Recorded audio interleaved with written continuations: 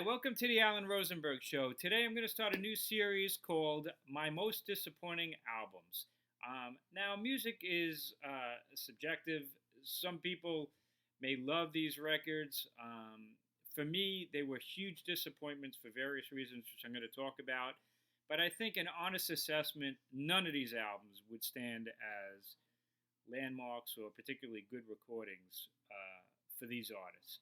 So without further ado, I'm going to choose five today, five of the most disappointing album releases for me. Number one on my list for sure,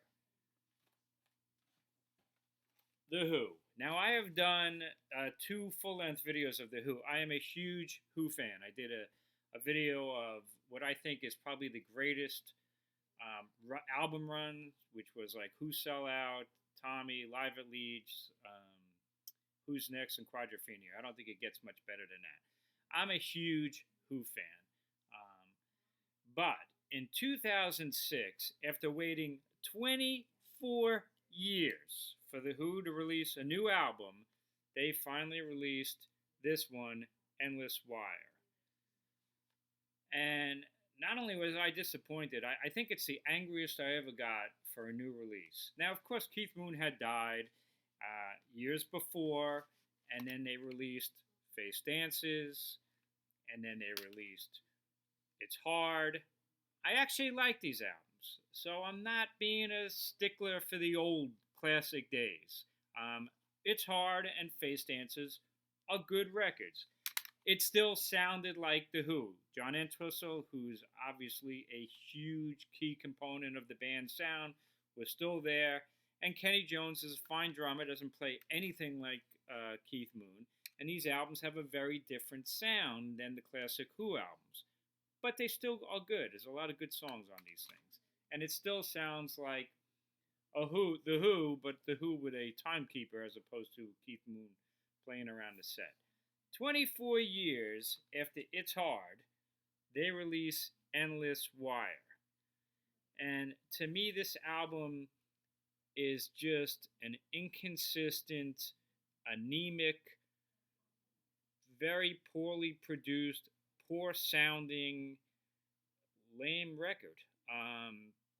It's not to say that there's a couple of really good songs on here, but the problem is I waited 24 years for this.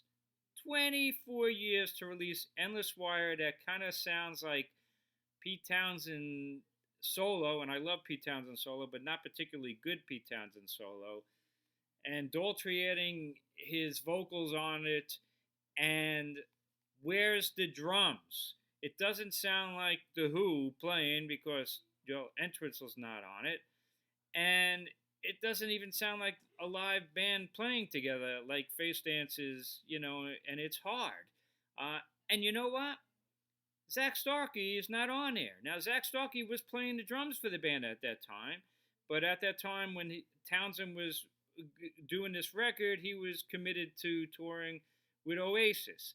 Well, you know what? If you're going to wait 24 years, then wait 25 years and have your drummer, who's a great Who drummer, the best Who drummer since Keith Moon, and play like the band together, where it sounds like an approximation of The Who.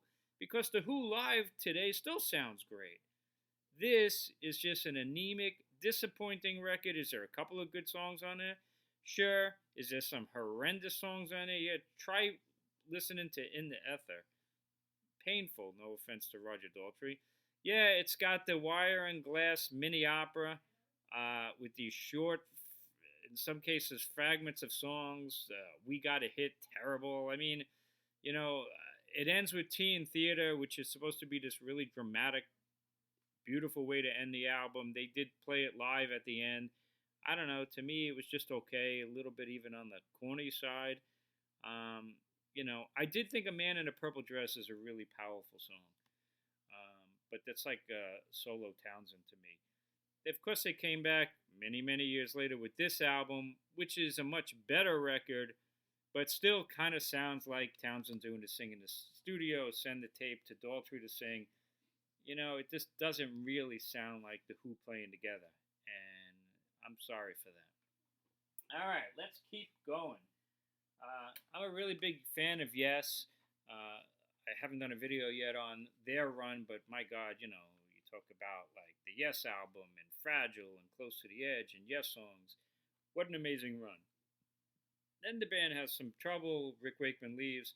He comes back and they put out Going for the One in 1977. Forget about the quality album cover.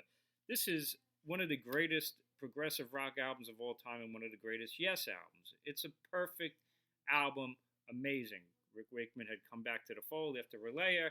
They do this album and it's amazing. Oh man, 1978, a year later, they released this thing, Tormato. The cover kind of tells it to you. It's done by Hypnosis. They hated the cover and they actually threw tomatoes at it. And I think that's a good description of the music that's in there. This is also just a weekly produced. Eddie Offord, legendary engineer, producer of Yes, is not engineering or producing this album. The band is producing it. You could tell there's a lot of friction going on in the studio, and it's just a really, in my opinion, weak album. And especially coming after Going for the One, what a disappointment. Now, is there a couple of great songs on here? There is. I think Onward is amazing. One of the best things they've ever done. That's about it. People are going to say like Release, Release, and on the Silent Wings of Freedom. I don't know. It's just a weekly recorded album. And the proof is in the pudding because Rick Wakeman is gone. John Anderson is gone after that. They did do Drama, which is a far superior record, even though Anderson and Wakeman's not on it. But after that, Yes never recovered. They just have so many lineups, and I think it's weakened their legacy for sure, unfortunately. One of my favorite hometown bands is Blondie. Love Blondie, the original Blondie run of the Blondie album, Plastic Letters, Parallel Lines, Eat to the Beat is about as good as it gets. And even The Hunter, which is an album that most people put as one of the worst albums of all time, I actually think it's a pretty decent record. It's just pretty experimental. You want to talk about a weak album, though? We're going to talk about this one. This is an album that I can't even listen to, called Ghost of Download. I'm sure you probably never even heard of it. But Blondie had kind of split up, reformed. They put out No Exit, which was a really good return to form. I don't think it's as good as their original classics I mentioned, but this has Maria on it, which is amazing. Great, great song. After that, they put out The Curse of Blondie, which was good, but not as good as No Exit, I didn't think. And then they put out this strange-looking cover called Panic of Girls, which is a great Blondie album also. So I kind of felt like their return was pretty strong. They were on a roll, and then they released this mess called Ghosts of Download. Chris Stein wanted to do something experimental. This album is all done on the computer. He's sending the tapes to Deborah Harry. There's like no drums on this thing. Now, if you like Blondie, Chris Brook, the drummer, is one of the most important parts of the band. He's a fantastic drummer. Plays kind of like a Keith Moon style. Fantastic, important part of the band. He's not even on this album, really. It's all done with computer. There's basically nothing memorable on this album. I could look on the tracks. I can't even tell you. And I have to listen to an album 5 times before I file it away or get rid of it. This album just does nothing for me. Relax is a cover of the Frankie Goes to Hollywood song. Why would I want to hear Blondie doing it? The band's in trouble on that album when they put it out as a box set with a greatest hits album of their greatest songs that they redo. Unnecessary.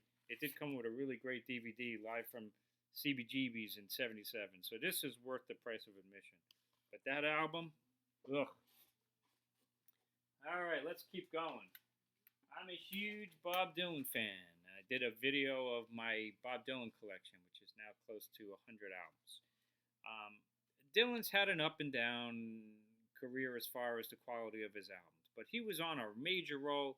Infidel is one of my favorite Dylan albums. I think it's amazing, perfect album. Then he did Empire Burlesque, which I also loved. It was a little overproduced, but there's tons and tons of great songs on this album. Of course, the new bootleg series is covering this time period. Tight Connection to My Heart, love it.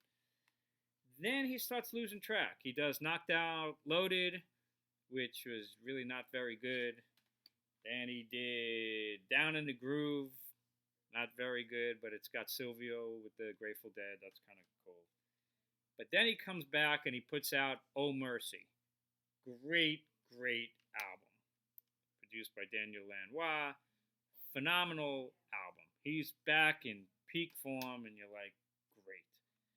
And then what does he do? We're talking 1990. He releases this album, Under the Red Sky, produced by Don Was. Now, I like Don Was. He produces many of the Stones albums and good records.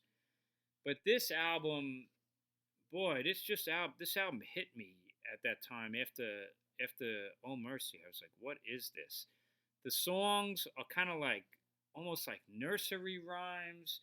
The production is weak. I'm not impressed by Don Was's production at all. The songs are just not that good. I mean, the opening track is like Wiggle, Wiggle. I can't even read it. There's a couple of songs on here that would be pretty good, like the title track. But this was the first Dylan album that I remember listening to where his voice really, really changed to that gravelly voice that he has right now. I could deal with it. His last few albums have been really great, and some of them are amongst the best that he's ever done. So it's not just necessarily his voice, but on this album, the quality of his voice, the quality of the songs, the quality of the production, it was almost like nursery rhymes, some of them. I was just really disappointed. Last but not least, my favorite band of all time, the Rolling Stones. Yeah, they're on this list as well. So back, let's see, well, they did Some Girls in '78, one of the greatest albums of all time. '80, they did Emotional Rescue, which some people think is just kind of like leftover tracks from Some Girls, and it's a weak album. I don't think so. I really like Emotional Rescue. It's not nearly as good as Some Girls, but it's a great listen. And it's one of those albums I'd say if you're a Stones fan, you just really like it. There's a lot of great deep cuts on that album, and it's a really good listen. A year later, '81, well, I did a video already of 50 years ago. Tattoo You, one of the greatest albums of all time. They have a new deluxe edition of it. Fantastic album. 2 years later, '83, they do Undercover. A lot of people don't like this album. I think it's a really, really good record.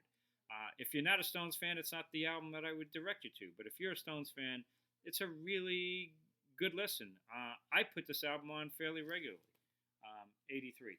It didn't have any ballads, maybe not too much in the way of like classic tracks, but from beginning to end, it's just a really good listen, and I love Too Much Blood and some of the other songs. But now the band's really fracturing.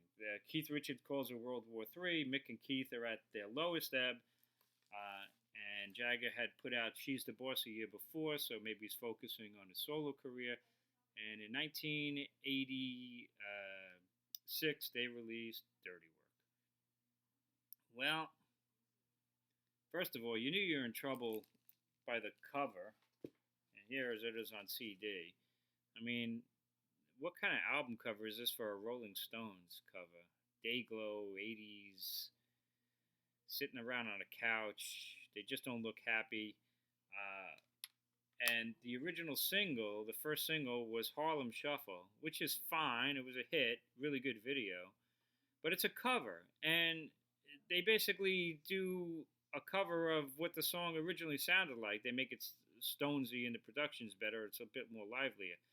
But when I've heard that as a single, I was like, well, that doesn't bode so great for the record. It's fine, but it's far from a classic. When I bought the album, which is the day it came out, I thought the opening track was amazing. One Hit to the Body, I think, is one of the greatest Stones openers, and I love that song. And Fight is blistering. That's a great track, and totally their emotions are on their sleeve. It sounds like Mick and Keith want to kill each other in that song, and they probably did. The title track, Dirty Work, is also a blistering song. But beyond that, it gets weird. You could just see the splintering of the band. You know, Too Rude is a great Keith reggae cover, and Sleep Tonight is an amazing ballad that Keith does, but I don't think Mick's anywhere to be found on that stuff. And then Mick's got a couple of songs on there, like Win and Ugly, which is just horrendous. And Back to Zero is just, the production is so not Stones like. It's so '80s, and the drum sound is huge. Now, we later found out Charlie Watts had a severe heroin addiction at that time and alcohol problem. I'm not sure what Charlie even played on there because certainly the drums on like Hold Back are so loud and so overproduced. It doesn't even sound like Charlie's drumming to me. Um, it's just a mixed bag. You know, it's a Stones album that's not that great is still really good. I mean, I could listen to this album, but it's the first Stones album. Really, there's a couple of tracks on here that I really don't like, and it's probably the last album that I would ever pick up. You know, if somebody wanted to get into the Stones, this is the last album I would ever tell somebody to listen to. Luckily, they came back stronger. 3 years later, Steel Wheels with the modern era Stones and a much better mix, you know, with ballads and blues. Um, Much better record, although overproduced as well. So there's five of my most disappointing albums, but there's a lot of other ones that I could do too. So this is episode one. Let me know what you think. You probably like some of these albums, and again, it's just an opinion. But I think honestly, nobody's going to sit there and say, yeah, these are amongst the best albums by these artists. So thanks for tuning in. Please hit subscribe. Check out some of my other videos, full-length videos where I do discographies and rankings and things like that. And tell your friends. And thanks for tuning in. Have a great day.